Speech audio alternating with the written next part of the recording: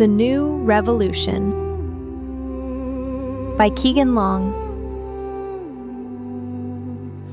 For my friends, thank you for making every day an adventure like this one. Chapter 9. Sarah turned when she noticed me not at her side. Is everything all right? Of course. I tried to smile. Why wouldn't I be? I'm going home. We made it to the main corridor of the Acheron without an incident. The main doors were open, and across the open field sat a set of rusty SUVs. I hesitated. Our escape was only feet away, but what waited for us on the other side scared me even more. Cerberus wouldn't let us walk away so easily. They had a reputation to keep. In a second, we're going to get in those cars. Mitch pointed across the field. I didn't miss the look Sarah gave him.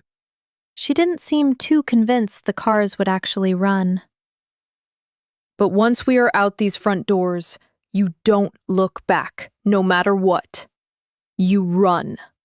Mitch held out his fingers and counted us down. 3, 2.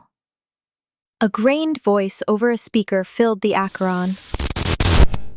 Delaney Norbeck. That voice. A voice I knew all too well. My right hand clenched around my pistol, tight enough to almost draw blood from inside my palm. It was Hansen. I know you're listening. Sarah grabbed my shoulder and gave me a warning look. My face said it all. Like me, Sarah knew Hansen was stalling. He was about to lose his most prized prisoner. His voice from the speaker continued. Tell your friends to lay down their weapons, and everyone will be spared. You're outnumbered and outgunned. Your home is here. Here in the Acheron. Unlikely. Cerberus didn't negotiate. They would kill us the moment we were captured. Our escape would be seen as an act of rebellion, an act of war.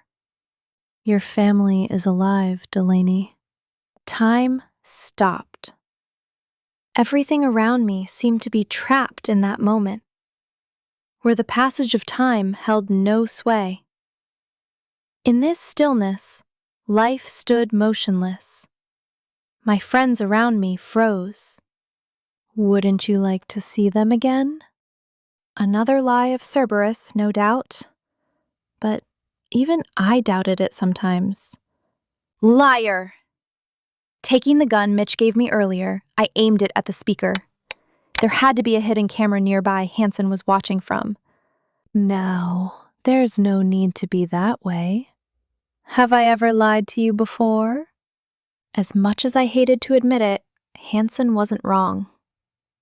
He never lied. Hansen's voice disappeared in the background. You can't run from this, Delaney. Cerberus will find you. You have no idea what you're facing. I ran, my heart pounding in my chest, matching the rhythm of gunfire echoing through the air. Chaos surrounded me, making every step I took a fight for survival. With my head down, I focused on the path, but the sounds around me painted a vivid picture of the mayhem unfolding. The sound of violence intensified with each passing second. The thunder in the air indicated the release of deadly rounds, fired relentlessly by the Cerberus guards. Their weapons unleashed a storm of bullets, each one a potential threat to my life. The deafening noise pierced the once serene atmosphere, shattering any semblance of peace. The ground trembled beneath my feet, as if the very earth recoiled from the onslaught. The impact of the bullets created small craters, marking the spot where chaos met the ground. The once untouched land now bore the scars of battle. The tension of the trigger pushed back against me when I pulled it back. The force from the gun sent a jolt up my arm and through my body, but I stood firm. I pulled the trigger, again and again. Each shot became more familiar in my hand. When we made it to the cars, my body was drenched in sweat and dirt as I slid across the back seat. My hands shook violently beyond control. Sarah's hand grasped them to steady them. A sigh of relief escaped my lips. My friends made it. Every single one of them. "It's okay," Sarah said.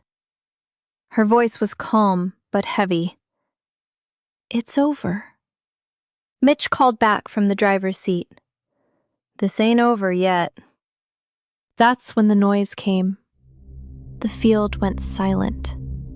Even the nearby wildlife did not dare to speak or cry out.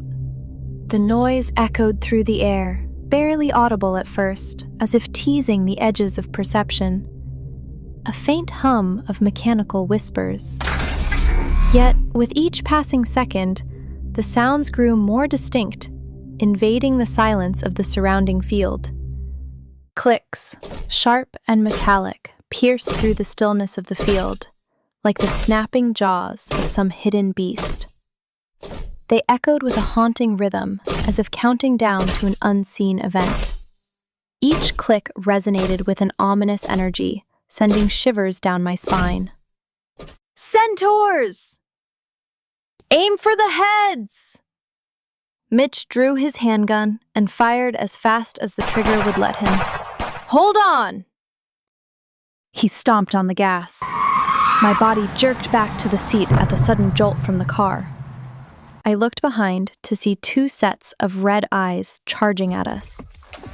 The Centaurs raised their rifles and fired. The back windshield shattered. Sarah cursed and returned fire. "Hold on to something." Mitch swerved the car left. The Acheron now vanished behind, but the Centaurs continued their pursuit. "Look under the seat." I reached under, and my hands came across a steel barrel. A long rifle with a scope attached on top now sat in my lap. The back seats proved to be not only a great cover, but even better in helping me steady the rifle. I peered through the scope to find those red eyes looking back.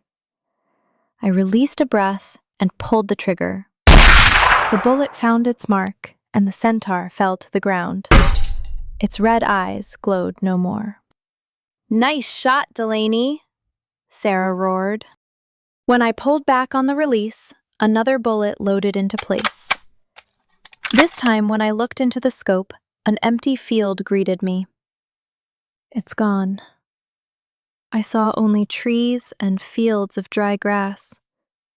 Where did the other one go? "Back to the Acheron, more than likely," Mitch said. "There's no power outside any Cerberus cities or sites. We just crossed the border. They won't send a centaur without a supporting patrol in the wilderness." Thank the Lord. Nicole was pale. She fell back in her seat and closed her eyes in relief. "You're no longer prisoners of Cerberus." Mitch looked back at all of us, but his eyes met mine. A great weight lifted off my shoulders. "You are now free citizens of what will soon become the United States again." I smiled. Time to go home.